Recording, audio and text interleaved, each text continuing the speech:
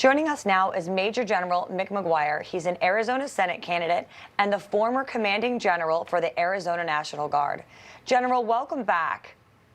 Thanks, Aaron. Thanks, Jen. Good to see you both. Good to see you as well. Great to see you, General. Now, what do you make of Sinema's decision to oppose the plan? We know border security has been a massive issue in Texas, but tell us about the impact you're experiencing in Arizona.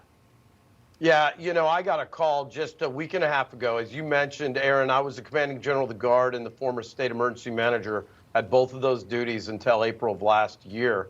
And one of the border county emergency managers, one of my colleagues called me and said, General, we're going to see a nearly threefold increase when they lift the Title 42 restrictions. And he said, you remember the problems we had with transportation, temporary housing, people coming in. I then announced for the U.S. Senate 6 months into the Biden administration, I'm on a show with Jen, and I say, Jen, it is easier right now to traffic a 9-year-old girl into the sex trade in the Yuma sector in Arizona than it is for us to get lunch in Los Angeles. And here's the reality today, a threefold increase in this invasion at our southwest border. And if I go tonight to pick up my daughters who are coming home for Easter, I'm going to be mandated to wear a mask inside an airport under federal guidelines. I don't understand anything the Biden administration is doing, and the unpopularity is not a surprise. Kyrsten Sinema standing in the line is not a surprise. What's a bigger surprise is my opponent, Mark Kelly, all of a sudden says he wants to help out at the border after a year ago saying he wanted to study the problem. Yeah, well, General, we know this administration really has no interest in solving the issue at our border. It's unfortunate. It's going to continue, I think, until we have a new president in office. But, it does seem like Texas Governor Greg Abbott, he's been doing his best to solve this crisis. It's really weighing on his state. There was another drop-off of migrants from Texas here in D.C. today. And Abbott announced also that his Operation Lone Star has resulted in 233,000 migrant apprehensions. That's more than 11,000 felony charges, nearly 4,000 weapons, and over 298 million lethal doses of fentanyl that were seized throughout the state. That's massive. Meanwhile, he's now reached a deal with the governor of the Mexican state of Nuevo León to work together to secure the border. Does Arizona need an operation similar to that deal with Mexico?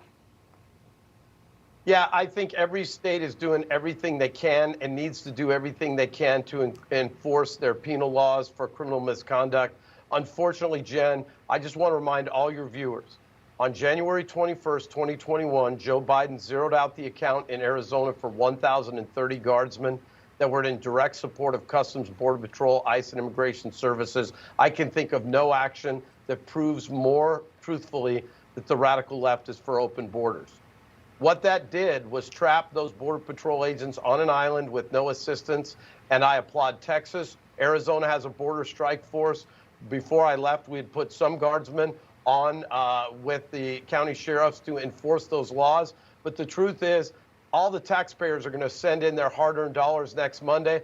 That service was already paid for, and allowing the federal government, Mark Kelly, and the radical left to wiggle off the hook is not okay. General, we mentioned that you're running for the Senate in Arizona, and if you're elected, would you consider impeaching Biden for this border crisis?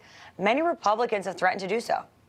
Yeah, I actually said early on that the greatest dereliction of duty as the commander-in-chief is turning his back on the Border Patrol agents, Immigration Services officers, and ICE agents that are paid to enforce immigration law.